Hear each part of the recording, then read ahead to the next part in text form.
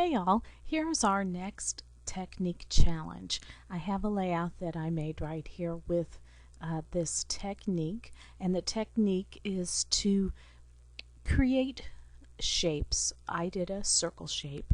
You can get creative and do any shape that you can imagine, but make the circle shapes, fill them with your papers. I actually filled all of these with a black or a gray paper, and then I actually put some elements. All the swirls are actually some swirly doodle elements that I put in there. So I actually have created these circles here out of two different files that I layered up, but we're going to only do one paper. And so I want you to get creative. Use star shapes, squares, rectangles, just any shape. Whoop, look at this. How odd is that? Now my toolbar for some reason is way out there on my desktop. Just any shape that you can imagine. Of course, we have our custom shapes here. Let's see, it is, well, what am I doing here? It is Valentine's Day time right now. Maybe you want to do a layout with a heart shape. Of course, it needs to be something that it can really work well with. I wonder if it would work with a dog bone one cut in half. You'd almost have to play. Some of these it wouldn't work with, but any shape here, an apple shape, that would be good. Any shape that is complete and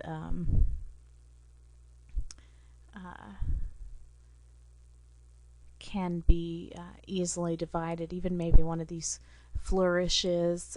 There's your stars. Oh, any of these in here. You know, this is a hexagon, a diamond shape, spade. Is that a spade? That's a spade, and that's a club. So anything that you can imagine that has that, this one here might be kind of cool. Divided and sliced. Anyway, any of them that have that sort of shape to them, even one like these speaking bubbles. So go through here, use your imagination, find a shape, maybe find a shape first and then go find your photos to match. Might be some inspiration for your layout. Oh, that got zoomed out while we were at it. So let's get started at doing this. It looks real easy. You may think it's real easy, but it's actually a little complicated. So we're going to look at that real quick. I have a kit here. Got a blank file I made. So let's just pull in some of these papers real quick. I probably should have done this. This is a kit I purchased recently from Jen CK. I'm going to pull in some of these with more patterns to them. I need 3 good ones, and let's move them. What happened? I want to move you out of the way so that I can put you on my layout. There you go. I'm going to put that in there. I'm sorry to take time on the video to do this. Should have been a little more prepared. You enjoy listening to me rattle on though, don't you? Okay, so we have 3 papers in there, and I'm centering them up, and what we're going to do is create a new layer, and you have most of these skills already. For my purposes, I did the circles, so that's what we're going to do again for this example. And I'm going to get the marquee tool and make my circle shape.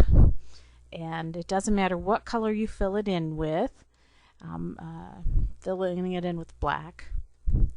And then for however many shapes or for however many papers you have, well, can however you want to do this. This is how I did it. But I have 3 papers, so I'm going to make my shape 3 times, and then I'm just going to reuse that same circle, which is what I did before. You could use the same paper and then use a different portion of the paper each time also. So I'm just going to hit Control J, and now I have my 3 circles. And you can use your grid to line these up. Whatever you want to use. I'm going to hold my control key down, select all 3 of them, and well, what do I want to do? I'm going to align the top edges, I guess, and then just kind of pull these over so that they touch. Let's zoom in a little bit, because I know we're working on a smaller screen.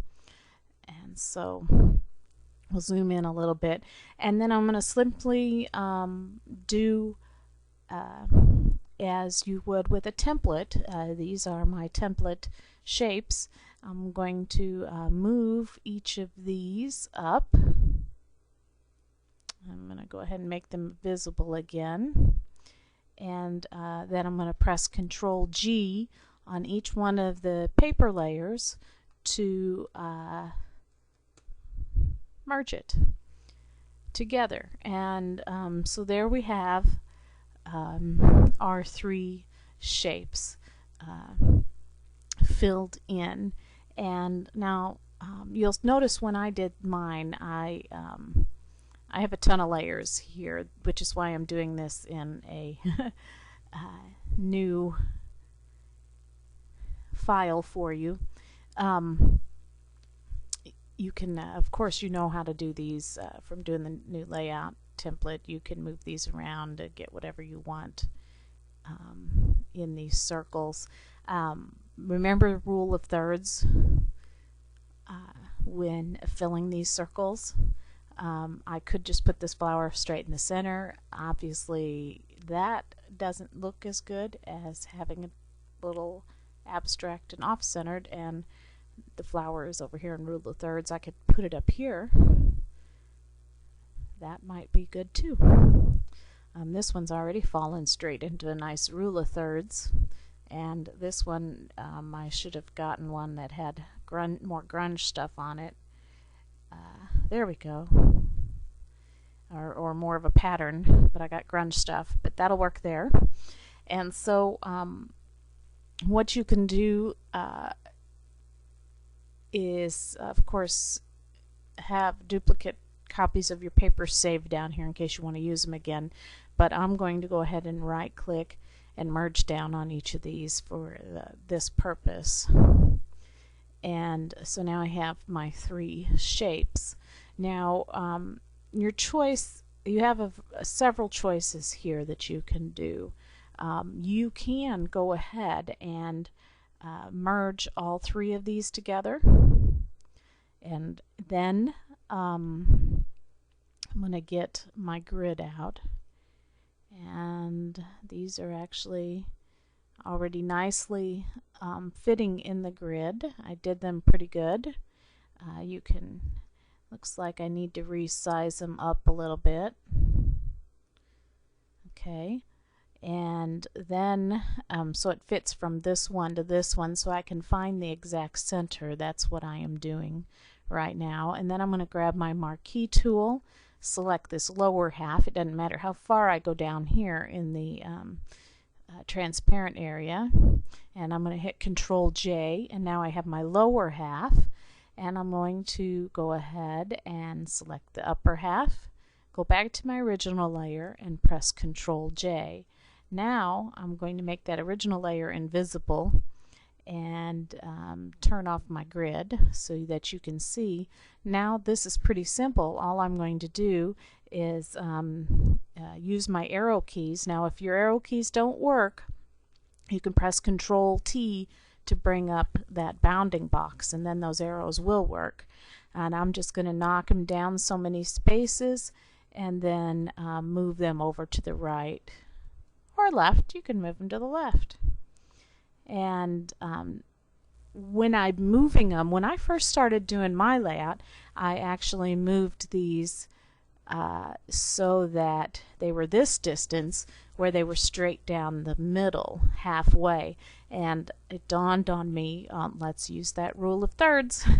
So I actually moved it over. I visually knocked this into thirds and ended this one at the 1/3 mark, and it actually looked a lot better.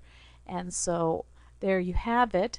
And then you can take those and duplicate them and repeat them again over here. But we're going to do that again later. I'm going to hit the undo so that we now are back to those 3 separate layers.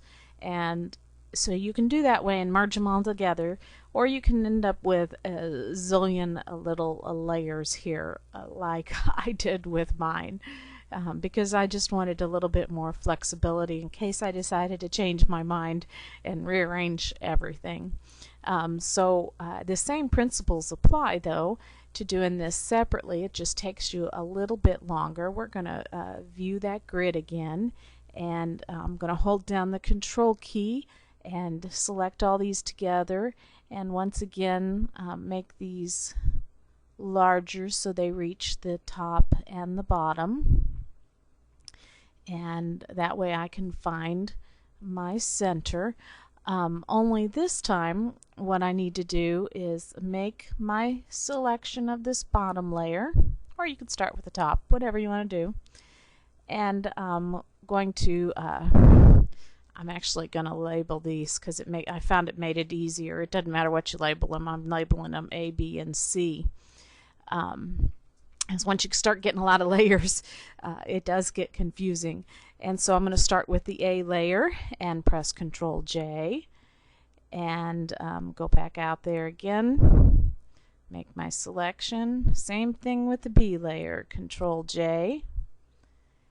And with the C layer, Control J. Then I'm going to go back to A and do that top one.